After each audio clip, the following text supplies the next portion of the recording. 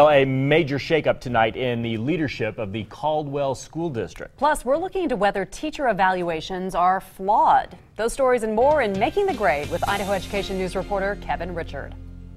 Kevin, let's first talk about a shakeup in the Caldwell School District.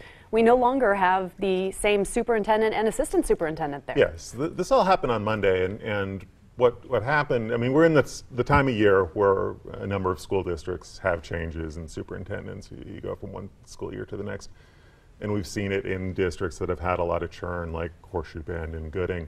This one a little bit different. Tim Rosendick had been the superintendent there since 2012. He's no longer the superintendent. He's being kept on as a consultant.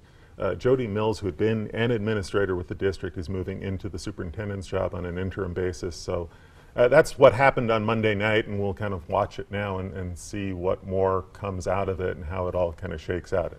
Is there any why to this? At this point, that's still something that we're trying to figure out. It was a little bit abrupt, you know, when you compare it to districts that we know have had a lot of turnover and a lot of transition. So this kind of happened rather abruptly on Monday night. Okay, we'll continue to follow that story for you. You guys did a great story at Idaho Education News talking about teacher evaluations and actually calling the system a bit flawed. So tell me what you found. Okay.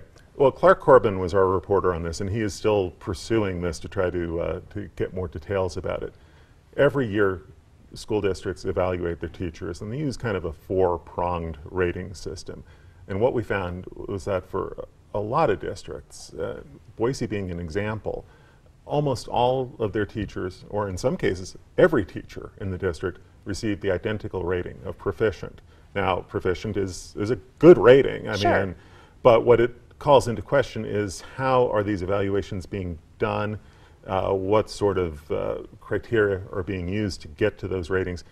And the reason the ratings are important, what we've been talking about for months, this new career ladder to increase teacher pay, to a good degree is going to hinge on the evaluations that the teachers get. And as you were saying, it's four-pronged, and proficient is the second highest. So you sort of wonder, okay, if everybody's proficient, do we not have the most brilliant teachers, and do we not have teachers that maybe aren't doing their job quite as well? It doesn't seem quite right. Well, one of the numbers that really jumped out at us as we looked into the numbers and as Clark did the reporting, you have about 17,000 teachers around the state that were evaluated. And this is in 2013, 2014, the most recent year available. So of those 17,000, 33 teachers around the state were deemed unsatisfactory. That comes out to 0.2%. So it's 1 out of every 500 teachers receiving an unsatisfactory grade. So you know, a lot there to try to sort out, and we'll be watching to see how that plays out between now and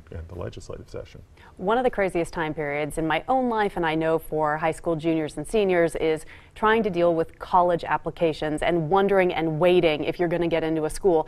The State Board of Education here in Idaho may have a different solution to that. Right. The State Board is looking at a change. We wrote about this earlier this week, and what they're looking at with high school seniors who make the cut, who are, who have the test scores and the GPA to get into any or all of the state's universities and colleges, the State Board is thinking of sending these seniors letters next fall saying, basically, you're pre-admitted. You have met the criteria. You can get into any of these schools or all of these schools. The idea being only about a third of Idaho graduating seniors actually stay in the state's university system, the public university system. So the State Board is hoping to increase that percentage by getting more students to think about going to college, staying in college, and working within the state system.